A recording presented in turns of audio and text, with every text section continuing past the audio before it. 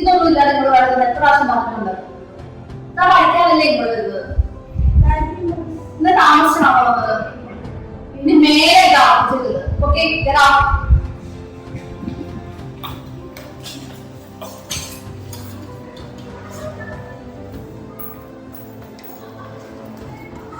coming there. കഴിഞ്ഞ ദിവസം join ചെയ്താണല്ലേ? കഴിഞ്ഞ ദിവസം ജോയിൻ ചെയ്തിട്ട് കാര്യങ്ങളൊക്കെ ഞാൻ പറഞ്ഞായിരുന്നല്ലോ. എന്തായാലും രജിസ്റ്റർ ചെയ്ത് സൈൻ ചെയ്ത് കേട്ടോ.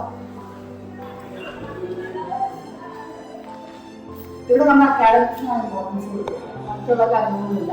ഇതൊരു സ്ട്രിക്റ്റ് ആയിട്ട് കൊടുക്കണം കേട്ടോ. Thank you.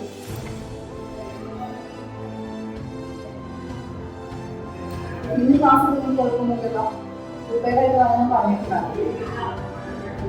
അപ്പൊ ഇന്ന് സെക്കൻഡ് ഇയർ ക്ലാസ് ഉണ്ട്. സ്റ്റാഫിന് നമുക്ക് അയച്ചു കാണും.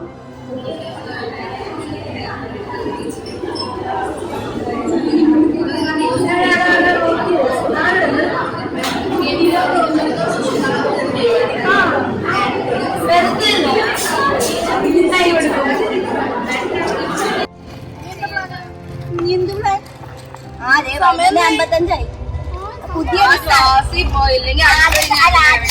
കളയേണ്ട ആവശ്യമില്ല. നിങ്ങളോട് ഞാൻ പല പ്രാവശ്യം പറഞ്ഞിട്ടുണ്ട് ഈ പരിപാടി കാണിക്കരുത്. എപ്പൊ നോക്കിയാലും ഇത് വിട്ടിട്ടേ പോകത്തുള്ളൂ. എന്നെ കൊണ്ടൊന്നും ഇപ്പൊ എടുക്കാം. നീ വേണ്ട എടുക്കാം. നീ എടുക്കോ? എനിക്കാണോ ഈ പരിപാടി? പറ്റൂലല്ലോ, വാ ഇങ്ങോട്ട്. ആകെയാണെങ്കിൽ ഇപ്പൊ എന്താ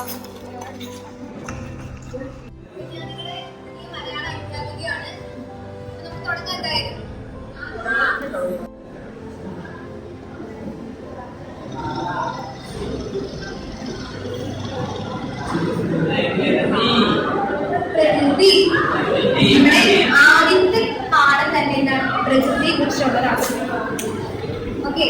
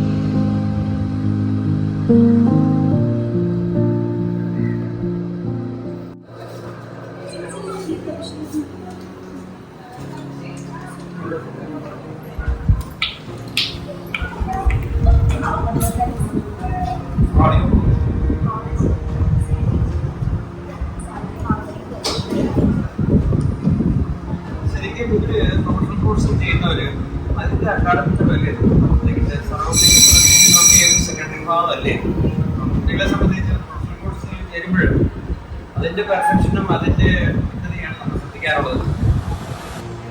നമ്മുടെ കുട്ടികള് ഈ കാര്യത്തിലൊക്കെ ഇടപെടുമ്പോഴും നമ്മൾ അവരെ റിമൈസ് ചെയ്യുന്നില്ല, പക്ഷെ അവരുടെ അക്കാഡമിക് തലം നല്ല നിലയിലേക്ക് വരണം.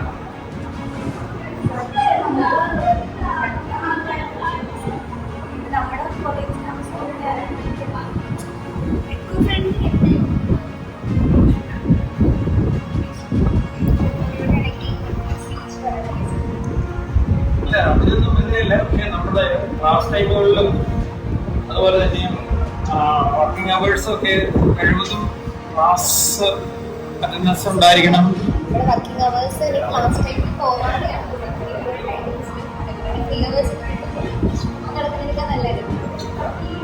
അതെ,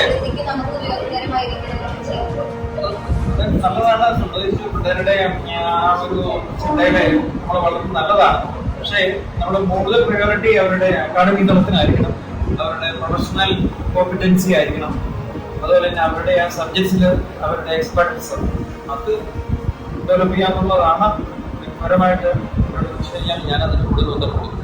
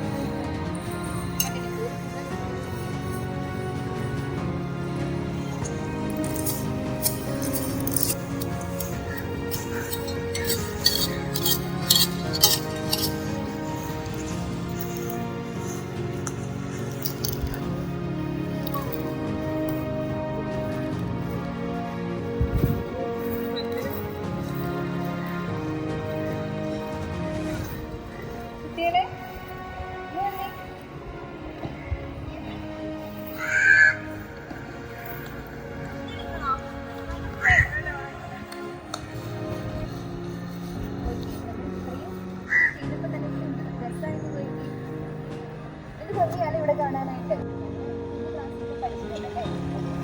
നമ്മളെല്ലാം ഉപയോഗിക്കുന്നത്. നമുക്ക് മനുഷ്യൻ ജീവിക്കും ആവശ്യമായ എല്ലാം കിട്ടുന്നത് പ്രകൃതിയിൽ നിന്നാണ് അല്ലേ? അത് സത്യമാണ്. നമ്മൾ ഈ കാണുന്ന നമ്മുടെ ജീവിതത്തിൽ എല്ലാ കാര്യങ്ങളും മാനവരാശിക്ക് ഒരു നിലനിൽപ്പ് ഉണ്ടാവത്തില്ല. അതുകൊണ്ട് തന്നെ പ്രകൃതിയെ പ്രൊട്ടക്ട് ചെയ്യേണ്ടത് ആർക്കാണ്? നമ്മുടെയാണ് അല്ലേ? നമ്മളെ കാക്കുന്ന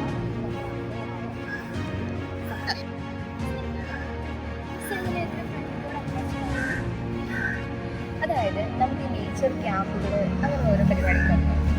ഞാൻ അതുവഴിയാണ് പ്രകൃതിയെ കുറിച്ച് കൂടുതൽ അറിയാറ്. നമുക്കിപ്പോൾ പോകാൻ പറ്റും പോകാനോ? നമ്മുടെ കോളേജിൽ നേച്ചർ ക്യാമ്പുകൾ അല്ലെങ്കിൽ നമുക്കതിൽ പോവുകയും ചെയ്യും. അപ്പം നമുക്ക് നമ്മുടെ പ്രകൃതിയോട് ഒത്തിരി ഇണങ്ങി സ്നേഹിച്ചു കഴിഞ്ഞാൽ എന്താണ് ഒരു സ്നേഹമല്ലേ? നമ്മൾ ഇഷ്ടപ്പെടുന്ന ആൾക്കാരെ ഉപദ്രവിക്കുന്നു എന്തിനാ? നമ്മൾ സ്നേഹിച്ചു കഴിഞ്ഞാൽ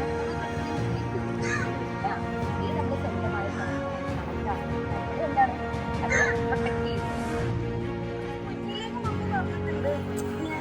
ആ ഒരു സമയത്ത് നമ്മൾ കുഞ്ഞായിരുന്നപ്പോൾ ചെടി നടണം. ആ ഒരു നമുക്കെന്താ ഇത് വർക്കൊക്കെ ചെയ്തെന്ന ഞാൻ ചെടി നട്ടു. പിന്നെ അതിനുശേഷം നമുക്കത് സ്റ്റോപ്പായി പോയി. പിന്നെ വേറെ പണി ഒരു കുറ്റഭാവം വേറൊന്നുമില്ല. നമ്മുടെ ഇപ്പോൾ കോളേജിലായാലും സ്കൂളിലായാലും നേച്ചർ ക്ലബ് അങ്ങനത്തൊക്കെ ഉണ്ടെങ്കിൽ പോലും നമ്മൾ അത് ഇനാക്റ്റീവായിട്ട് ഇപ്പം മിസ് വന്നപ്പോൾ തന്നെ ഇവിടെ തുടങ്ങിയതല്ലേ. അപ്പോൾ നമുക്കിനി ഇതേപോലെ നമ്മുടെ കോളേജസ് മാത്രമല്ല ബാക്കി എന്തെങ്കിലും ചെയ്യാനുള്ള നമ്മൾ ഓരോരുത്തരും വിചാരിച്ചാലാണ് നമുക്ക് അല്ലേ നമുക്ക് കിട്ടുന്ന കാര്യങ്ങൾ നമ്മൾ മറ്റുള്ളവർക്ക് എത്തിക്കല്ലേ ചെയ്യുന്നത്. കുട്ടിക്ക് തന്നെ കുട്ടിയുടെ ജീവിതത്തിൽ ഒരു അനുഭവം ഉണ്ടായിട്ടല്ലേ കുട്ടി ഇങ്ങോട്ട് വന്നേ. അവരുടെ ലൈഫിൽ മാർക്ക് വരും, കുട്ടിക്കും പോലും ഉണ്ടാവും. നമുക്ക് എന്ത് ചെയ്യണം? നമ്മളവരെ പ്രോത്സാഹിപ്പിക്കുക. ഇന്ന് ജൂൺ 5 പരിസരങ്ങളിൽ ഈ നല്ല ദിവസത്തിൽ ഒരു നല്ല നാളേക്കായി ഒരു നല്ല മാറ്റം കുറിക്കുന്നതിന് വേണ്ടി നമ്മുടെ ഈ കോളേജിൽ നിന്ന് തന്നെ ഇത് ആരംഭിക്കുന്നതിന് വേണ്ടി ഇവിടെ ആദരണീയായ പ്രിൻസിപ്പൽ തൈ നട്ട്